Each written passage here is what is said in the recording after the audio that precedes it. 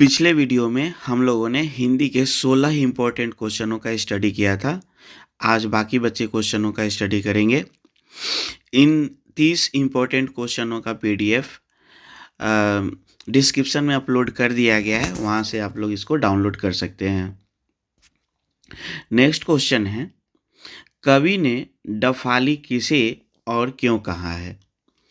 तो कवि ने डफाली उन लोगों को कहा है जो अंग्रेजों का विरोध करने के बजाय उनका समर्थन करते हैं, क्योंकि ऐसे लोगों का स्वाभिमान मर चुका है और देश प्रेम की भावना समाप्त हो चुकी है। ऐसे लोग अंग्रेजों की झूठी प्रशंसा पाने या कोई पद की लालच में दिन रात अंग्रेजों की खुशामद करते रहते हैं। अर्थात कवि ने डफाली वैसे लोगों को कहा है जो अंग्रेजों का विरोध करने के बजाय उनका साथ दे रहे हैं, उनका समर्थन कर रहे हैं और अंग्रेजों की झूठी प्रशंसा कर रहे हैं ताकि उससे उनको कोई पद प्राप्त हो जाए।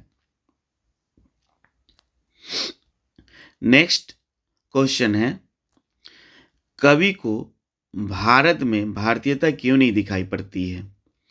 कवि प्रेमघन जब अपने आसपास देखते हैं कि लोगों का रहन सहन, भाषा, पहनावा सब कुछ विदेशी हो गया है, अब लोग हिंदी बोलने में शर्म महसूस करते हैं और अंग्रेजी बोलने में गर्व महसूस करते हैं। लोग अब हिंदुस्तानी नाम से भी घृणा करने लगे हैं, इसलिए कवि को अब भारत में भारतीयता दिखाई नहीं पड़ती है। अर्थात कवि को लगता है कि भारत के लोगों का रहन सहन, भाषा, पहनावा सब कुछ विदेशी हो गया है। यहाँ के लोग अब हिंदी बोलने में भी शर्म महसूस कर रहे हैं, अंग्रेजी बोलने में उन्हें गर्व की अनुभूति होती है, लोगों को हिंदुस्तानी नाम से भी घृणा होने लगा है, इसीलिए कवि को भारत में भारतीयता दिखाई नहीं पड़ती है। नेक्स्ट प्रश्न है, भारत माता अपने घर में प्रवासिनी क्यों बनी हुई है? अंग्रेजों के पराधीनता के कारण भारत माता अपने ही घर में प्रवासिनी बनी हुई है। पराधीनता अर्थात गुलामी, अर्थात अंग्रेजों की गुलामी के कारण भारत माता अपने ही घर में प्रवासिनी बनी हुई है। विदेशी सरकार के शोषण और अन्याय को चुपचाप सहन करना पड़ता है। देश के सभी संसाधनों पर अंग्रेजों का अधिकार हो गया है। जमीन, जायदाद, कल कारखाने तथा शिक्षा, संस्कृति सब कुछ अंग्रेजों के अधीन हो गया है, इसलिए भारत माता अपने घर में प्रवासिनी बनी हुई है। अर्थात अंग्रेजों के गुलामी के कारण भारत माता का शोषण हो रहा है विदेशी सरकार के द्वारा और सब कुछ अंग्रेजों के अधिकार में चला गया है, इसलिए भारत माता अपने घर में रहकर ही वह प्रवासिनी बनी हुई है।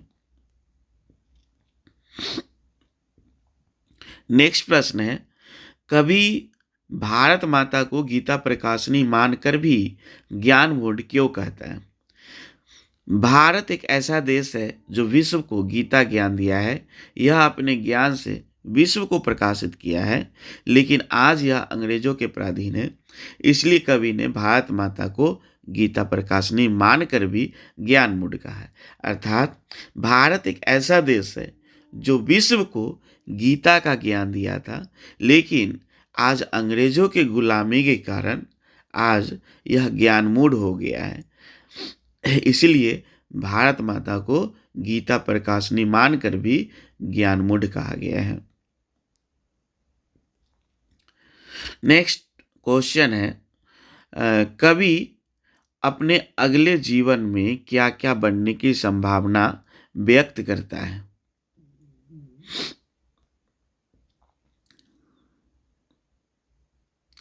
कवि अगले जीवन में अबाबिल, उल्लू, कौवा, सारस, बच्चा, नाविक आदि बनने की संभावना व्यक्त करता है, क्योंकि वह किसी भी रूप में पुनर्जन्म लेकर अपने मातृभूमि में ही वापस आना चाहता है।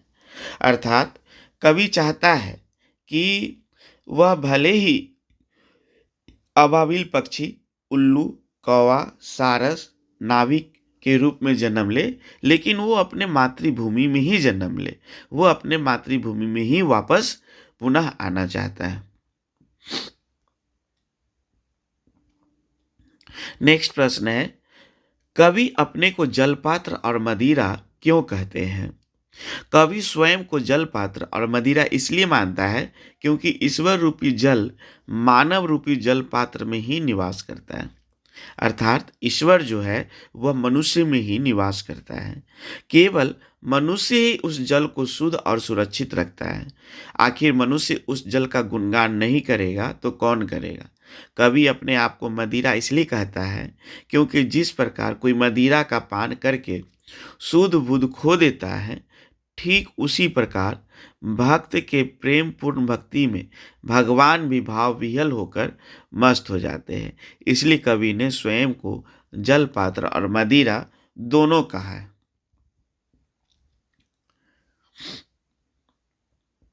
नेक्स्ट प्रश्न है, शानदार लापदा किसका और क्यों गिर जाएगा? तो इसका उत्तर है, शानदार लवादा ईश्वर का गिर जाएगा क्योंकि यदि भक्त का अस्तित्व ही नहीं रहेगा तो भगवान का भी कोई महत्व नहीं रह जाएगा। अर्थात भक्त ही भगवान को पूजता है, भक्ति ही भगवान को मानता है। इसलिए अगर भक्त का अस्तित्व नहीं रहेगा तो भगवान का भी कोई अस्तित्व नहीं रह जाएगा।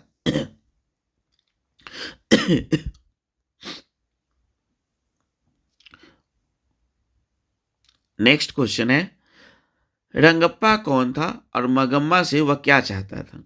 रंगप्पा मगम्मा के गांव का एक जुआरी था और मगम्मा से रुपए चाहता था। नेक्स्ट प्रश्न है, मंगू की माँ मंगू को अस्पताल में भर्ती क्यों नहीं करवाना चाहती थी? मंगू की माँ सोचती थी कि अस्पताल में मंगू की देखभाल ठीक से नहीं होगी, इसलिए उसे भर्ती कराना नहीं चाहती थी। नेक्स्ट प्रश्न है, मगम्मा का अपने बहू के साथ किस बात को लेकर विवाद था? मगम्मा का अपनी बहू के साथ अधिकार को लेकर विवाद था। मगम्मा अपने बेटे, पोते और बहू पर भी अपना अधिकार बनाए रखना चाहती थी, जिसे उसकी बहू मानने को तैयार नहीं थी और यही विवाद का कारण था।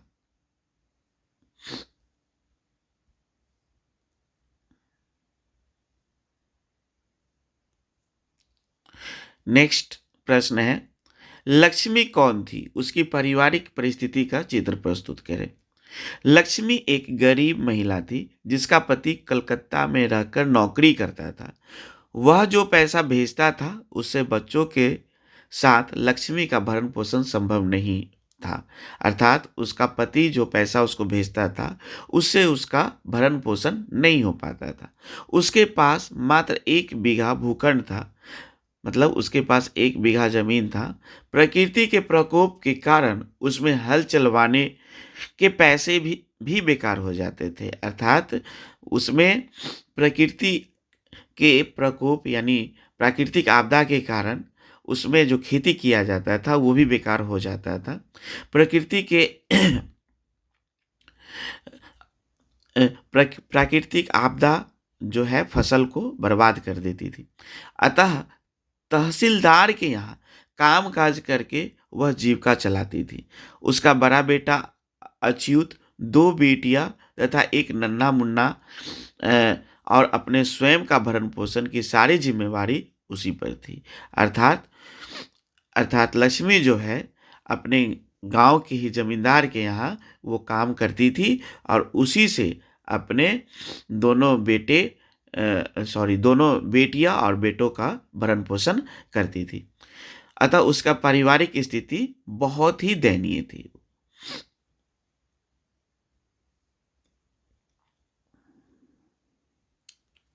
सीता अपने घर में ही घुटन क्यों महसूस करती है? सीता माँ को 3 बेटे हैं, बहुएं और पोते पोतियां। सिर्फ बच्चों को छोड़कर उससे किसी को लगाव नहीं है। बच्चे भी जब उसके पास जाकर खेलते कूदते हैं तो बहुएं चीखती चिल्लाती है। कोई बेटा आकर उसका हाल चाल नहीं पूछता है, ना उसके पास आकर बैठता है। बहुएं अक्सर जली कट्टी सुनाती है। तीनों बेटों ने यह तय किया कि सीता बारी बारी से सभी के यहाँ रहेगी और खाएगी। इसी कारण सीता को अपने घर में घुटन महसूस होती है। अर्थात सीता के 3 बेटे हैं और 3 बहुएं हैं, लेकिन कोई भी उसके साथ जो है सही से पेश नहीं आता है और बहुएं भी उस पे चिल्लाती है, उस सीता का सम्मान नहीं करती है। इस वजह से जो है वो घर में घुटन महसूस करती है।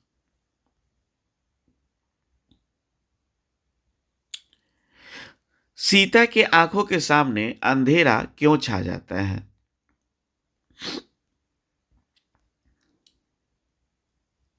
बेटों ने जब कहा तीनों बेटा हर माह 50 रुपए देंगे और माँ अपनी रोटी खुद बनाएगी, तब सीता के आंखों के सामने अंधेरा छा गया।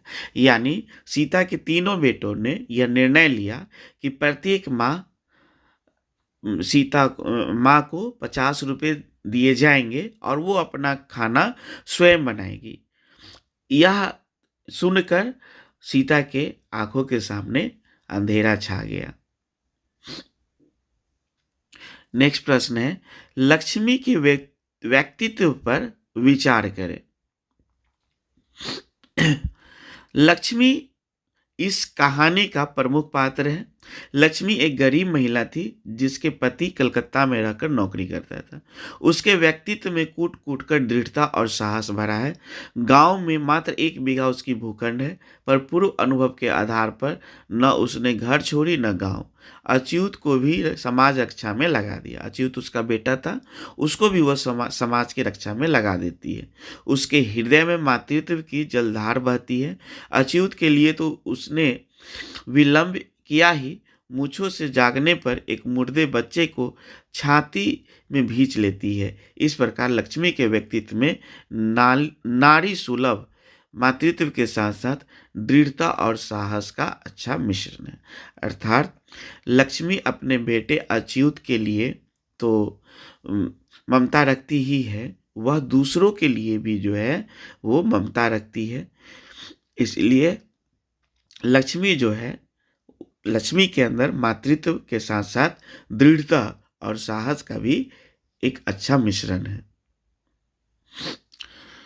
ये हिंदी का 30 VVI क्वेश्चन जो है ये कंप्लीट हो चुका है और इसका पहला वीडियो इस वीडियो के साथ डिस्क्रिप्शन में अपलोड कर दिया गया है।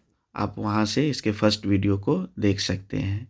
इसका PDF भी डिस्क्रिप्शन में उसका लिंक अपलोड कर दिया गया है, आप वहाँ से इसको डाउनलोड कर सकते हैं।